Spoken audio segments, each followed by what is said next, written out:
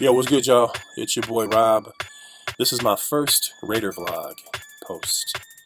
I've been on YouTube for a minute, but never talk about the Raiders on here because I keep it 100, and sometimes people can't deal with that shit. I actually was gonna post last week after the Browns win, but didn't want to seem like a front runner, and also had some shit that was kind of bothering me about that game, and I didn't want to piss on anybody's Cheerios since everybody was riding that high, including me. So I didn't post last week. Actually, I did record, but I didn't upload it. But now, it's a different story. We just got beat by the fucking Chicago Bears. Um, and, oh, man. That was a hard-ass loss because, well, we could have won that fucking game. We should have won that fucking game. So, anyway, man, I'm going to jump on here and do my first Raider post. Hopefully y'all like it. If you don't, I don't give a fuck. Before I start, I want to give shouts out to Raider Vision. He's probably my most favorite Raider vlogger right now because he keeps it 100, just like me. Shout out to the Raider Way. Shouts to Samoan Raider, my Polynesian partner. Who else? There's a couple I don't like. I'm gonna be honest with you. There's one I fucking do not like at all because the motherfucker just irks me. Talks stupid shit, acting like he knows what the fuck he's talking about.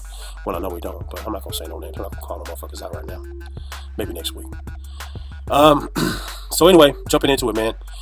For those that have trouble staying with a complete post, the whole time, and I don't know how long this shit's gonna be because I'm gonna just go until I go, man. But I'm gonna make it real easy for you. I'm gonna sum everything up as to why we lost in 1 minute.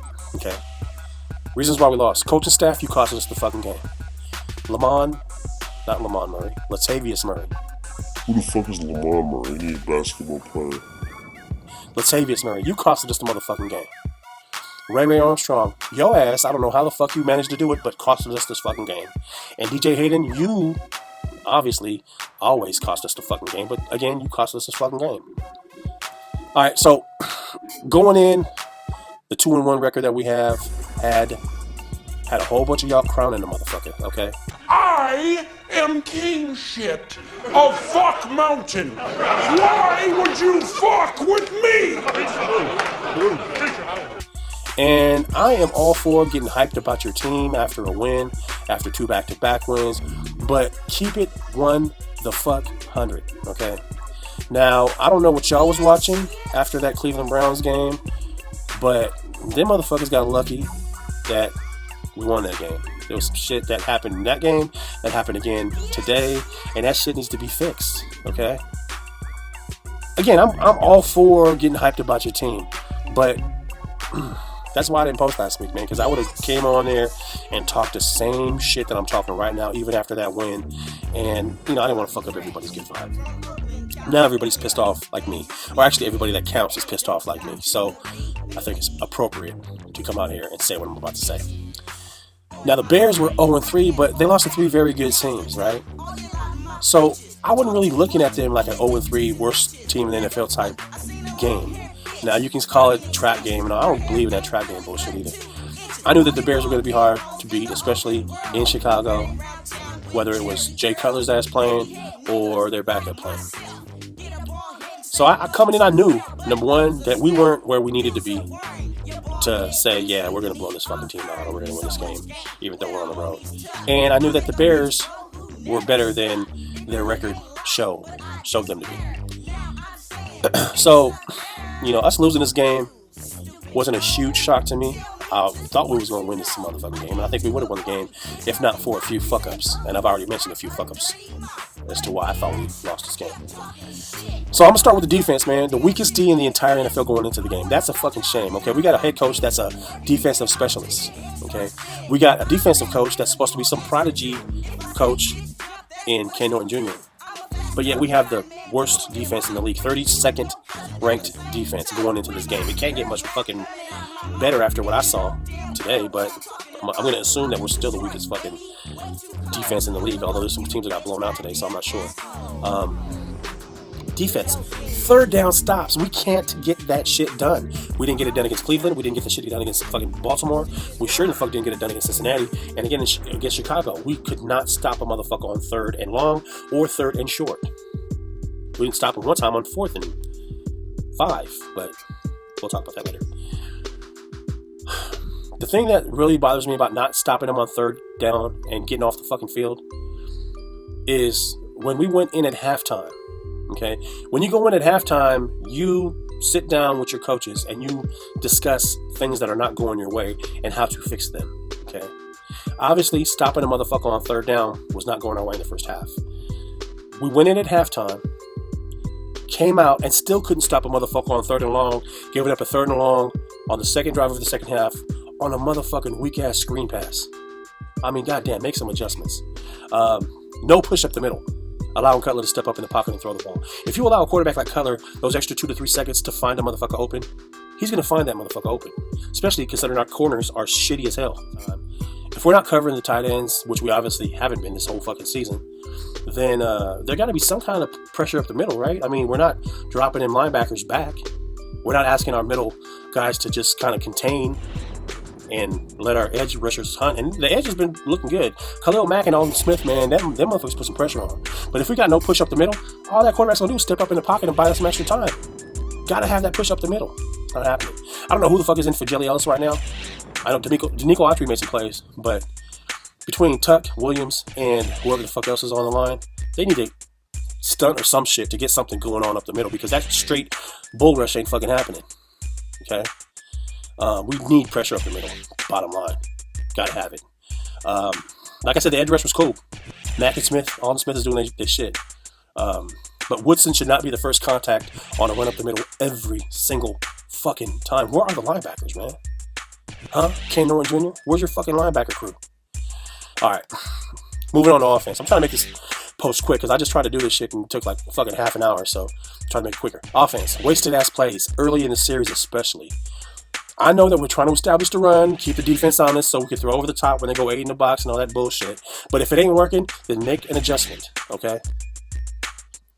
Maybe we try to force feed the run and stay with that shit early on, even if it ain't working. But we were doing that shit, running into the middle of the motherfucking line in the fourth quarter, down a score. That shit don't make no fucking sense. What for? You know, I could understand, okay, we got to stay with the run. Stay with the run. Stay with the run. Latavius running up his own man's ass. Stay with the run. But if that shit ain't working, adjust. Fucking adjust. Don't just keep on doing the shit. Wasted ass plays, man. That's what that was. Wasted ass plays. You know what? I'm not feeling this running game right now. A lot of people are on the Latavius Murray bandwagon. I am not, man. I am not. Especially in this fucking game, man. Latavius was injured this game, and we still pushed his ass out there. Why not use Taiwan Jones or Roy Halou Jr. more today? To be honest with you, I think Taiwan Jones would have been a motherfucking beast against that Chicago defense today. I don't know if he's hurt. I didn't see the motherfucker at all today. He might be hurt. I don't know. I don't keep up with the fucking injured list and all that bullshit. But, you know, if Taiwan Jones was available, there's no reason why we stuck Latavius Murray out there even though he was hurt. Latavius Murray is north and south. He has the speed, but only if he's out in the open. He's got to hit that hole. He's got to have a hole. He didn't have holes today, and he got stopped. Taiwan Jones, with his scat back ability and speed, could have got the outside edge and made yards for us. Could have dumped a pass off to him and let him work in open field. Just like Halou did. Halou balled the fuck out today, man. Halou was not no joke. For those of y'all who don't know about Roy Halou Jr., he did that shit with the Washington Redskins. He balled the fuck out. You give him a little screen pass or a little, check down pass, and he runs that motherfucker for a 30-yard touchdown. That shit, that's his fucking MO. That's what he did for the Redskins. And that's what he did for us today. He balled out. You saw what he did. But no, we wanted to stay with Latavius. Fucking ball hits him in the chest. Goes right to a lineman. Gets a pick. That's huge. That was a huge-ass play. That cost us right there, man. That's what happens when you're injured and you're trying to force yourself out there. You make dumbass concentration plays like that. Mental error plays like that. Now, I know a lot of you might be thinking, well, that's a man right there trying to play while he's hurt. Nah, we ain't talking about playing while you hurt. Everybody in the motherfucking NFL plays while they hurt. Latavius Murray's out there playing injured, y'all. Just like Charles Woodson's out there playing injured. Charles Woodson's a motherfucking baller, a Hall of Famer, so he could get away with playing injured and still make plays. 60% Charles Woodson's still better than a lot of motherfucking safeties out there. Latavius Murray, injured? No. It's not going to work out. He was fucking up before he got injured. Like I said, he's a north and south runner. He's not going to be able to cut to the outside and break one. He will only break one if he's already through the line and in open field. So that was fucking stupid. I put that on the coaches. Coaches should have saw that, sat his ass down, and brought either Helou Jr. or Taiwan Jones in the motherfucking game. Or even Oluwade, whatever the fuck that motherfucker's name is. Bring him in. Shit. I mean, he's more the same kind of running back as Latavius Murray, but, you know, if Taiwan Jones somehow wasn't available, and Helou couldn't take the whole brunt of being a 3-down, you know, running back, then switch off with Oluwade. I mean, fuck. You know, and that's another thing, man. Latavius Murray is not a 3-down running back. He's not. We need to switch off with somebody, whether it's Helou Jr., Taiwan Jones, or whoever the fuck else. We need to switch off somebody with Latavius because he's not a 3-down running back. And it showed today, man. It fucking showed. I don't know, man. I mean, we need to go to that thunder line like we had when Michael Bush and Darren McFlatten had good years. You know, it can't just be one guy. Somehow we think it's going to be one guy with Latavius. And it ain't going to be. He's not that kind of running back. Carr. Okay, let's talk about Carr. Carr had a horrible last game, man. He needs to roll out. He rolled out good against Baltimore. He rolled out good against Cleveland. Today, he didn't fucking roll out at all. He acted like he had cement shoes on. He dropped back, wait. As soon as that pressure came, instead of fucking rolling out, couldn't step up because they were pushing the shit out of our middle of our offense. He would throw the ball away. Or try to force it in there. He got lucky. Carr got lucky today. He could have got a couple fucking picks that he got away with. Carr needs to roll the fuck out. Now, I know he's not the most mobile quarterback in the motherfucking world, but when he's sitting there in the pocket, he's a sitting ass duck. He needs to extend the play. We talked about how Cutler was stepping up in the pocket, and because there's no push up the middle, he was getting those extra 2 to 3 seconds to find somebody open. Because Carr can't step up in the pocket because there is no fucking pocket, he needs to flush out. He didn't do that today for some fucking reason. I don't know. Was he hurt? What the fuck? Alright, let's move on, man. I'm going to close this up with a Ballers versus Baylor segment. Ballers, Danico Autry was balling today. I think he got the the block on the PAT. Made some good ass plays before he went out in the fourth with a concussion. He was balling out today. Danico Autry, he was balling. King, you had a good game with some big punts. You know, I'm real vital jumping on King's ass, man. Because I like Leckler so much. When he left, kind of pissed me off. And then King being this YouTube sensation, kicking 90-yard punts on YouTube, but then you fucking see him away from the practice field, and he's kicking 30-yard punts. You know, I was never a big King fan, but today King did the job, man. He got us out of trouble, but it didn't matter because our defense couldn't stop a motherfucker on third down, so it was just prolonging the obvious, basically. But King, you balled out. Helou Jr. balled the fuck out today. I don't know why we didn't go to him earlier, especially when Latavius was fucking up, running into his own man's ass. You know, first and second down. You know, he ain't no chump, y'all. You know, do your research. Helou Jr. is a serious motherfucking player. He could have helped us a lot today, but he didn't because the coaching staff got their head up their ass. You know, Helou got the touchdown in the first half. Saved us on that second to last possession. I mean, he made some big-ass plays for us, but too little, too late. Baylors, okay, this is the opposite of Ballers. I expect more from Carr. I'm not going to say any more than I already have. Carr, you fucking let me down today. The biggest bail, the coaching staff. Dumbass play calling, dumbass discipline on the sideline after the Woodson pick. Why in the fuck did the whole team jump on the field and fucking run into the referee? That ain't no game sealer right there. What the fuck was that about? We were still down. That's coaching right there, man. The coaching staff needs to be... You need to crack a whip on a motherfucker sometimes and let them know, man. Don't be stupid. That's the same shit that happened with that shit that happened last year when C.O. Moore and whoever the fuck that... What was that, Ray Ray? Out there high-fiving each other after the fucking sack? That's the same shit. Undisciplined, man. That's coaching right there. Coaching staff, you fucking bailed today. Another thing that I want to reiterate, you know, Chicago stuck in the box on 3rd and 2, and I think we already talked about this, but because I don't know, this is my 5th fucking take on this shit. So maybe I talked about it before and then didn't talk about it this time. But 3rd and 2, instead of calling an audible, we stuck with the fucking play, which was a handoff. The whole goddamn roster was on the other side of the goddamn line of scrimmage for Chicago, and we still expected Helou to grow wings out of his ass and fly over the top for a first down. Carr, audible the fuck out of that shit, okay? And that came after a timeout. That came after the fucking timeout. Let's go back one more play, 2nd and 6 or whatever it was.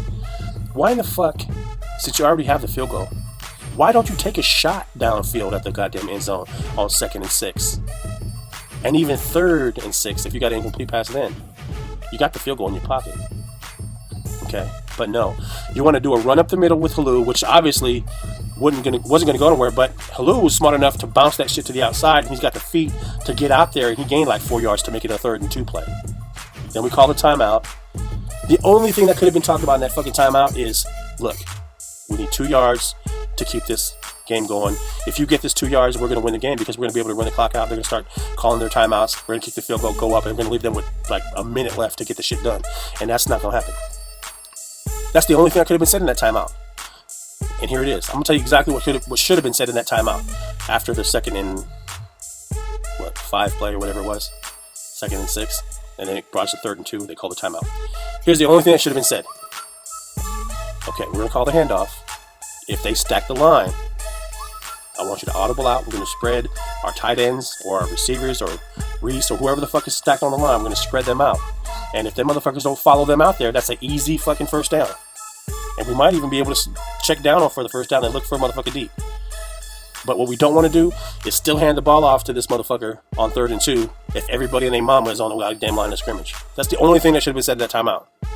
But what did we do? 3rd and 2. Carr came to the line, saw what the fuck was happening, stuck with the play, and it went nowhere. I think we lost yards on that motherfucker 3rd and 2 play. So anyway, I'm putting that on the coaching staff. Y'all bailed the fuck out today. DJ Hayden couldn't cover his ass with a bed sheet, yo. I mean, enough about that motherfucker. I think when he had his heart surgery when he was in college, they forgot to put that shit back in because the motherfucker is not doing it. He's not going to do it. He's not going to do it. I mean, goddamn. We've allowed him enough time to show us that he will fucking come through and nut up and do what he's supposed to fucking do. And he hasn't done it. So it's time to cut that motherfucking string and let that motherfucker fly away. Because DJ Hayden is not going to do it. As long as he's on the team, we ain't getting that shit done, period. That motherfucker's a cancer. Straight up. Let me see. 3rd and long with 8 minutes left in the game. He gave up a catch that could have given us the ball back and the opportunity to win the game with the score. With 8 minutes left. Gave it up.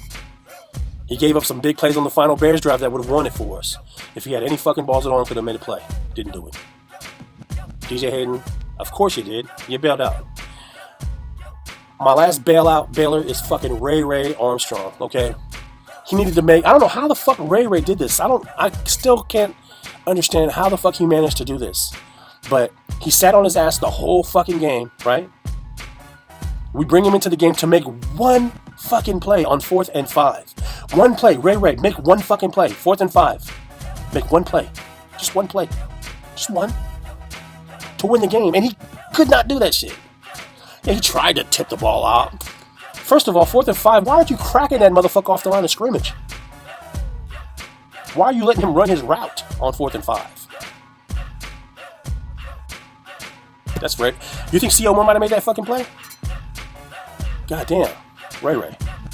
He's another cancer. As long as DJ Hayden and Ray Armstrong are on this team and are allowed to get playing time, I should say, because they don't make fucking plays. As long as them two motherfuckers are able to get in the game, this is what you got to expect. We need big-ass leads, okay? We need that crutch behind us that wears 24.